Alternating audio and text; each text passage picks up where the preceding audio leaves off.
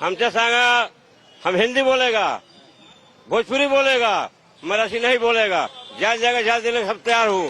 मुंबईत कांदिवलीमध्ये मराठी रिक्षा चालकाला परप्रांतीय रिक्षा चालकाने मारहाण केली आहे। ऑटो टॅक्सी चालकांना मराठी सक्ती केल्यानंतर कांदिवलीमध्ये परप्रांतीय रिक्षा चालकांची मुजोरी पाहायला मिळाली आहे। या प्रकरणी मनसे आणि मराठी रिक्षा चालकानं कांदिवली पोलीस ठाण्यात धाव घेतली आहे। मराठी सक्ती नको, रिक्षा चालवणार नाही असं म्हणत कांदिवलीमध्ये अमराठी रिक्षा चालकांनी रस्त्यावर उतरत इतरांना रिक्षा बंद करण्यासाठी दादागिरी केली।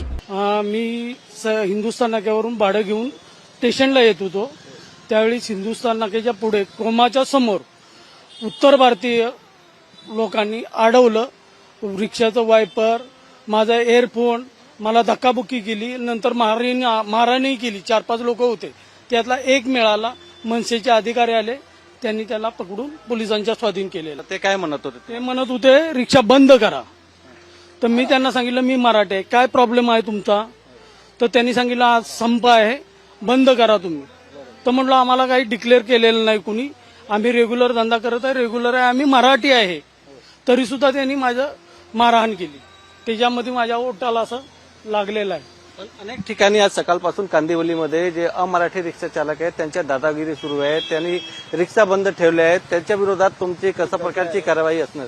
बघा, ज्यांनीही बंद केलं त्यांच्याकडनं मी भेटलो, त्यांनी रिक्षा चालू केलेल्या आहेत। त्यांचा गैरसमज, काही लोकांनी त्यांना धमकी दिलेली आहे की बाबा नाही पुढे, म्हणजे गैरसमज पसरवलेला की पुढे रिक्षा बंद आहेत, तोडतायत, त्यामुळे ते बंद केलं, त्यामुळे ते सर्व रिक्षावाल्यांनी चालू केलेलं आहे। याच्यामध्ये काही परप्रांतीय आहेत ते विनाकारण वाद करण्याचा प्रयत्न करतात, लोकांचे डोके भडकवण्याचा प्रयत्न करतात।